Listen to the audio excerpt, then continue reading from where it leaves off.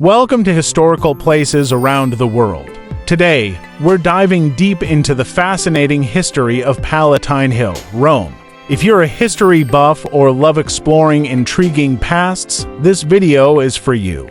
Make sure to hit that subscribe button and ring the bell for notifications on our latest content.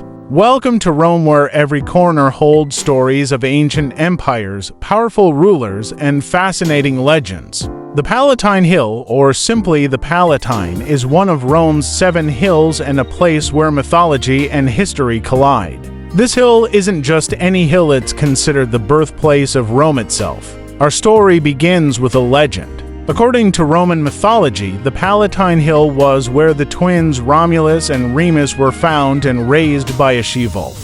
They were abandoned on the Tiber River, where they washed ashore near the Palatine. Years later, the twins would disagree on which hill to build their city. Romulus chose the Palatine Hill, and it was here that he founded Rome in 753 BC, becoming the city's first king. This myth turned the Palatine into a sacred space, symbolizing the power and origins of Rome. The Palatine wasn't just a place of myth, it was central to Rome's development. Archaeologists have found evidence of settlements dating back to the 10th century BC, long before Rome's foundation. In the Republic era, Rome's wealthiest families built their luxurious homes here. Figures like Cicero and Crassus walked these paths. But it wasn't until the rise of the Roman Empire that the Palatine would transform into a true symbol of power. Rome's first emperor, Augustus, chose the Palatine Hill for his residence. The emperor's palace was more than just a home, it was a symbol of Rome's dominance. Augustus's successors followed suit, turning the Palatine into the heart of imperial power, with each emperor adding to its grandeur.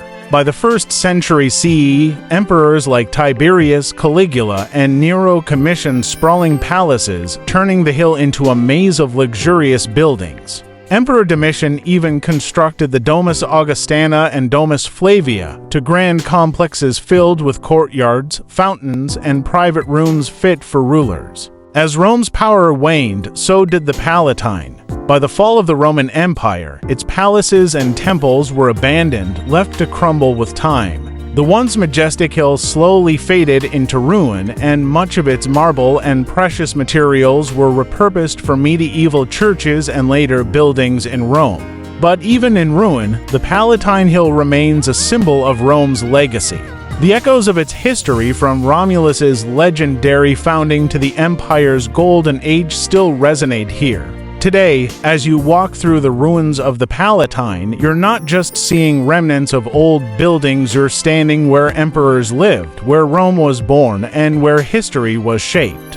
So, the next time you're in Rome, take a moment to visit the Palatine Hill. Because here, history isn't just learned, it's experienced.